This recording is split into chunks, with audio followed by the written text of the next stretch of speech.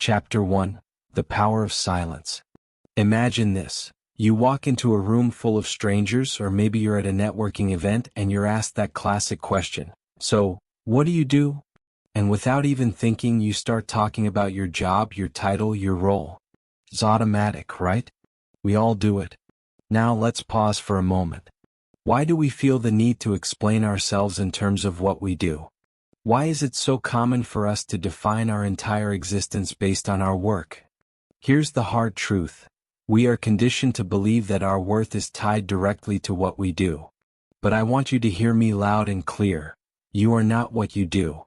We are living in a world that constantly asks, what's your job? What's your role? What's your title? And it's easy to fall into that trap, to believe that your value is measured by the size of your paycheck or the prestige of your position. But let me ask you something. How many of you have ever felt completely drained, burned out, or unfulfilled despite having the title you thought would make you happy? We tie our sense of worth to our profession, and in doing so, we forget who we truly are. It's like wrapping yourself in a mask of titles and job, and walking through life thinking that's your real identity. But the truth is, you are not defined by what you do. Your job doesn't capture your essence, your creativity, your power, or your potential. You are the sum of your experiences, your growth, your relationships, your dreams, not just your work. And I want to remind you that the work you do should serve you, not the other way around. Now I get it.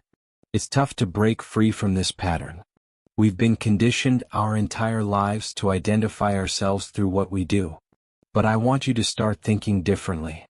When you can silence that automatic response of defining yourself by your job title, that's when the real power begins. The first thing you need to do is recognize this. You are more than your job title. Your worth doesn't come from your work, your degree, or the company you represent. You define your worth, and you are worthy of more than just a job title. So let's start the journey together. It's time to find the real you, beyond what you do. Chapter 2: Breaking the Trap. Are you your job? Let me ask you a powerful question. Who are you? I'm not talking about your title, your job, or your career. I'm asking, who are you when you strip away all the labels? Now think about this for a moment. What happens when you identify too strongly with your work? What happens when you let your job define who you are? When you wrap your self-worth around the title you carry or the company you represent? I'll tell you what happens. It leads to burnout. It leads to disappointment. It leads to frustration.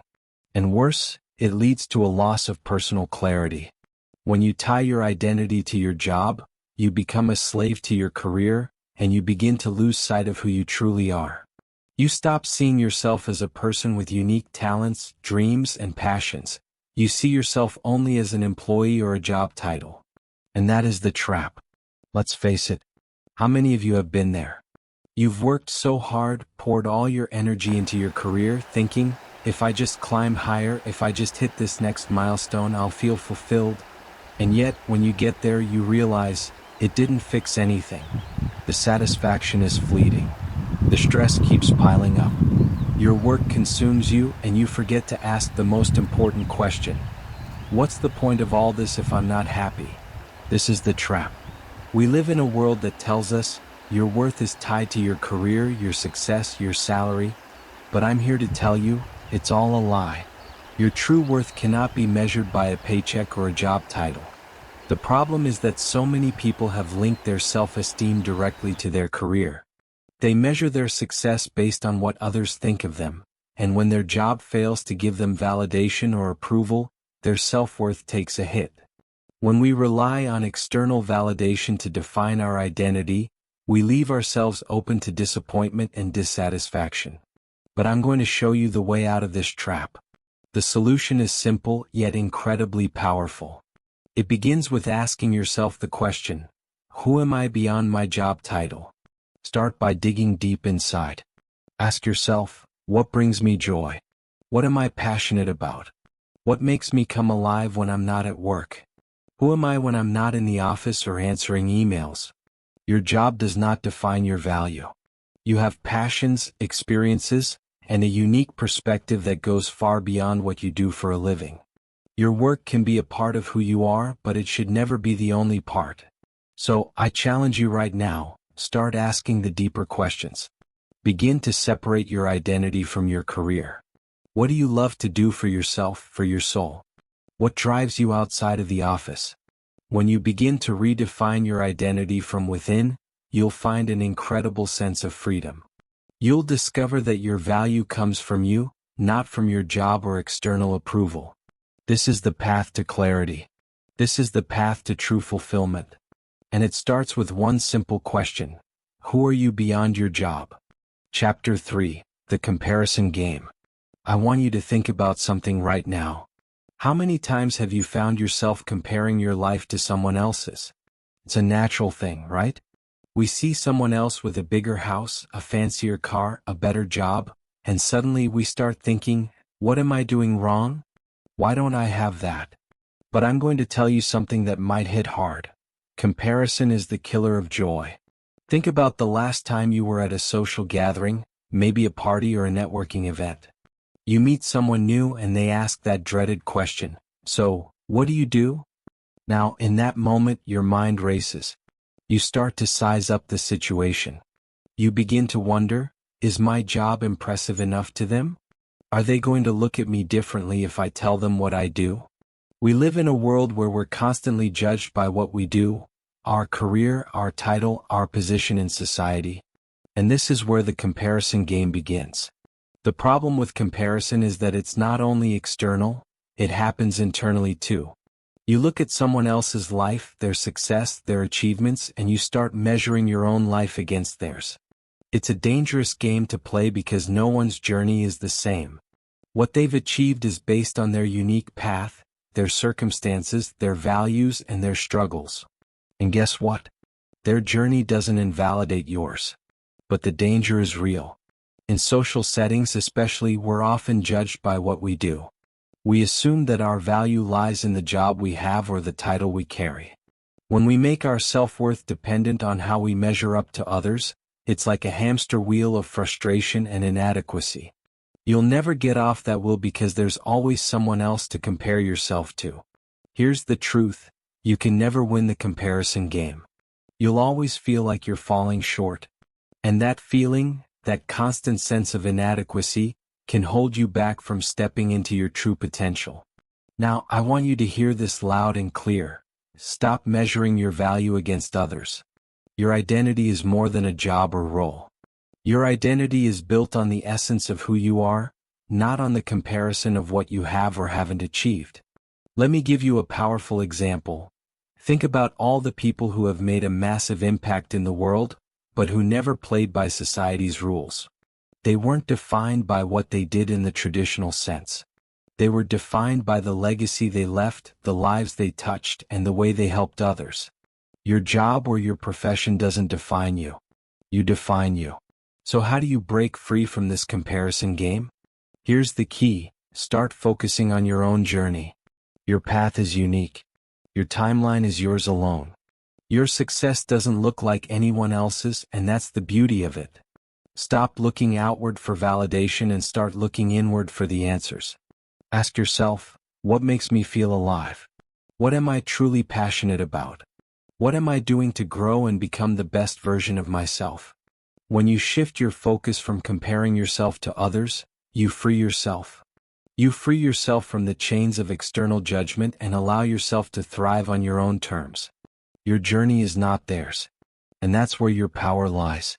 The only person you need to compete with is the person you were yesterday. When you focus on that, you'll find yourself moving toward growth, fulfillment, and joy. Chapter 4. The Fear of Being Judged. Let me ask you a question. What is it that you're holding back from doing because you're afraid of what others might think? Maybe it's a dream you've been nurturing quietly, a passion you've been too scared to pursue, or even just a small change you want to make in your life. The reason you're holding back is likely because of one thing: the fear of judgment. Think about it for a moment. How many times have you hesitated to take a step because you were worried about how others would perceive you? How many of you have held back from pursuing a new opportunity or exploring something different because you were terrified that people would think your job or your ambition wasn't important enough? I've been there. We've all been there. And here's the painful truth. The fear of being judged can keep you trapped in a life that isn't truly yours. When we fear judgment, we begin to shrink. We begin to live our lives through the lens of what other people think. We stop being ourselves and we start being what we think others expect us to be. But I'm here to tell you something incredibly powerful. Your worth is not defined by what others think of you. Your job, your career, your title, none of that defines you. The judgment of others is not a reflection of your true value. The real problem is that when we base our decisions on the fear of judgment, we lose the courage to pursue what we truly want. We become slaves to external opinions instead of pursuing our own truth. We start to live for everyone else's expectations, not for our own dreams. Here's the truth: the fear of judgment is a lie. It holds you back from pursuing the things that light you up, from following your passion, from making the changes you need to make. If you're constantly looking over your shoulder at what others think, you'll never be able to move forward. You'll always be looking for permission, approval, or validation, and guess what? It will never be enough. But it doesn't have to be this way. The solution is developing inner confidence. The kind of confidence that comes from knowing, deep down, that your value isn't determined by other people's opinions. You are worthy of living life on your terms. And the more you develop this inner strength, the more you will realize, what others think of me is none of my business. Let me give you a powerful example. Think of the people in history who made the greatest impact. The innovators, the changemakers, the leaders. Do you think they got there by seeking the approval of others? No. They got there because they followed their passion, their truth, their calling, despite the judgment, despite the fear. You have the same power. But you have to stop letting the fear of judgment control your decisions. Start listening to your own voice. Start trusting yourself. Because your value is not determined by what others think of you. It's determined by the person you choose to become. The next time you catch yourself hesitating because of fear, ask yourself whose opinion really matters here. Is it the judgment of others or the satisfaction of living a life that's true to you? Develop that inner confidence. Know that you are worthy of following your passion, of changing your path, of doing what makes you happy, no matter what anyone else thinks. You are enough. Chapter 5. Redefining Success. Let me ask you something. What does success really mean to you? I want you to think deeply about this. When you close your eyes and imagine success, what comes to mind? Is it a job title? A big paycheck? A corner office with a panoramic view? Or is it something more? Here's the real question. Is success only about what we do, or is it also about how we feel about ourselves? We live in a society that constantly tells us that success is about the external, how much money you make, what position you hold, the recognition you get from others. But here's the truth that so many people fail to realize. Success is not defined by your job, your paycheck, or your title. Success is defined by how you feel about your life and how you feel about yourself. The problem is, we've been conditioned to think success is about external validation. We've been taught that if we just achieve this one thing, whether it's getting that promotion, buying that house, or hitting that income target, then we'll feel successful. But how many of you know someone who has all of those things and still feels unfulfilled? How many of you have achieved big things and, deep down, still felt empty? Let me share a powerful truth. True success isn't about how much you have, it's about how you feel about what you have. It's about inner fulfillment. Take, for example, some of the most successful people in history, people like Steve Jobs, Oprah Winfrey, or Richard Branson. Do you think they were driven solely by external rewards? No. They were driven by a deeper sense of purpose, a desire to create, to help, to innovate. They didn't let themselves be defined by their jobs or what the world expected of them. They defined success for themselves on their own terms. Oprah, for example, could have been satisfied with just being the highest paid talk show host. But she knew success wasn't just about money or fame, it was about the difference she could make in people's lives. She found fulfillment in inspiring others and building a media empire that aligned with her values. That's real success. And guess what? You can do the same thing. You don't need to follow the societal formula of success. You get to create your own definition. I want you to take a moment right now and ask yourself, what would success look like for me if it didn't have anything to do with what other people think? Is it being present with your family? Is it having the freedom to travel? Is it waking up each day and feeling excited about your work? Success doesn't have to be about a paycheck. It can be about fulfillment, happiness, and personal growth. Here's an actionable step for you. Take out a piece of paper right now and write down your own definition of success. Don't let the world tell you what success should look like. You get to decide. Is success about pursuing your passion? Is it about making a difference in your community? Is it about creating a life where you feel free, energized, and excited to live each day? When you begin to redefine success in your own terms, you'll stop living in the shadow of others' expectations. You'll stop chasing an external version of success that leaves you feeling empty, and you'll start creating a life that feels fulfilling, aligned with who you are and what you truly want. So today I challenge you. Let go of the idea that success is defined by anyone else but you. Define your success by how you feel about yourself, your life, and your impact on the world. When you do this, you'll begin to live a life that is not just successful, but deeply fulfilling. Chapter 6. Discovering your purpose beyond work. Now, let me ask you something that might feel a little uncomfortable. What are you passionate about that has nothing to do with your job? Think about it for a moment.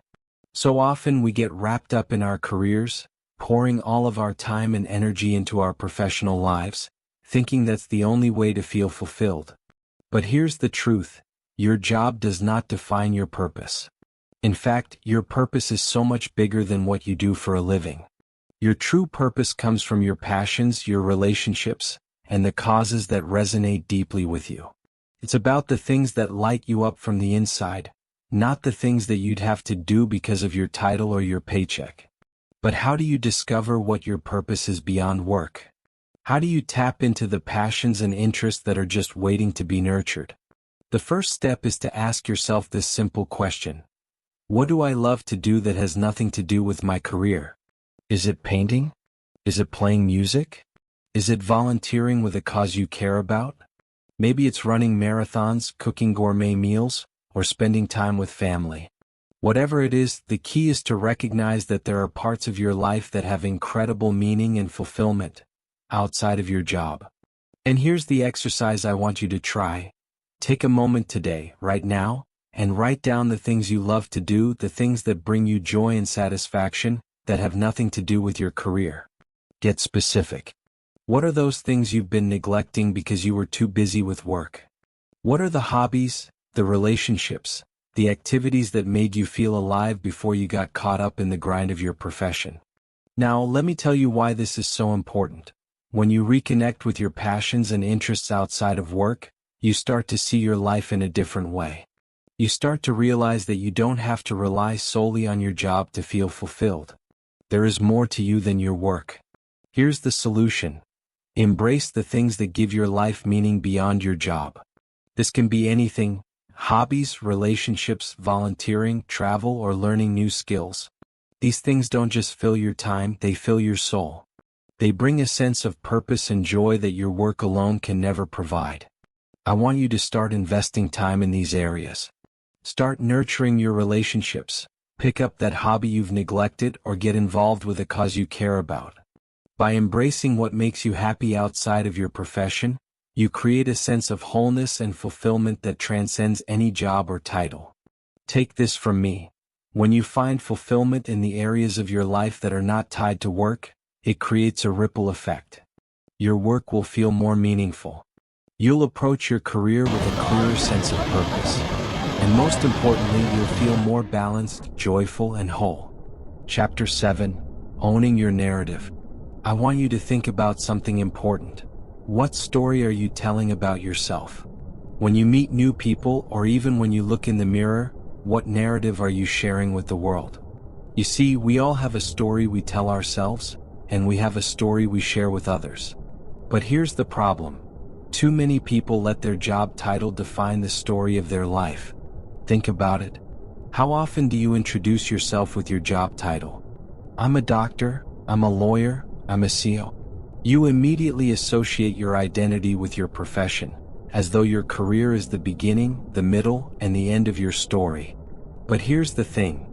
Your job is not the full story of who you are. Your job is just a chapter in a much bigger book. You are the author of your life, and it's time to start telling a new story. A story that reflects the full picture of who you are, what you've been through, and what you truly value. The problem is that when you let your career define you, you limit your potential. You let others define who you are based on the role you play in society. And when that job title changes, or if you lose that job, you feel like you've lost a part of yourself. But I'm here to tell you something powerful. You are not defined by any job or title. The story you tell yourself is what shapes your identity and your future. If you only tell the story of your career, you are leaving out all the parts that truly matter. The struggles you've overcome, the lessons you've learned, the dreams you've chased, the people you've impacted. Here's the solution. It's time to start owning your narrative. It's time to tell the story that truly reflects your journey, your values, and your passions, not just your career. I want you to think about the story you've been telling. Have you been telling yourself a story of struggle, defeat, and limitation? Or are you telling a story of growth, resilience, and purpose? Because here's the thing. Whatever story you tell is the story you will live. I challenge you to rewrite that story. Start telling a story that celebrates everything you've been through and everything you're becoming. You are more than your job. You are more than your setbacks. You are more than your accomplishments. You are a powerful, evolving human being with an incredible story to tell. Let me give you an example. Think about someone like Walt Disney. Did Disney let his failures define him? No. He didn't let the early setbacks, the bankruptcies, or the people who told him it couldn't be done define his story. He created a narrative of possibility. He was the author of his life, and that story led him to create one of the most iconic entertainment empires in history. So, here's the action step. Start telling your story in a way that reflects who you really are. Not just the job title or the career you've built, but the experiences, the values, the passions that make you who you are today. You are a unique, incredible individual with a story that matters. And the more you own that story, the more you begin to live it out with purpose, authenticity, and power. From this moment on, I want you to own your narrative. Tell a story that reflects your entire journey, not just the job you hold. You are the author of your life. And it's time to start telling a story that empowers you. Chapter 8. The Power of Mystery. I want to challenge you with a powerful idea today. What would happen if you stopped telling people what you do for a living? Think about it. The moment we meet someone, we often introduce ourselves by our job title. I'm a teacher, I'm a lawyer, I'm an entrepreneur. It's the first thing we offer, almost as if it's the only thing that defines us. But here's the thing. When you lead with your profession, you limit the depth of your connection. You allow the label of your job to define how others see you, and sometimes how you see yourself. Now, I'm not saying your job isn't important. It is. But I want you to think about something deeper. What if you started connecting with people on a deeper level without leading with your job title? When you don't tell people what you do, you create space for a more authentic connection. You get to show up as yourself, not as a reflection of your title. I want you to understand something. People don't connect with job titles. They connect with you. They connect with who you really are, what you believe in, your energy, your passions, your values. And when you hide behind a profession, you might miss out on creating deeper, more meaningful relationships. Here's the benefit. When you remove your job title from the introduction, people are no longer filtering their perception of you through your career. Instead, they're seeing the real you.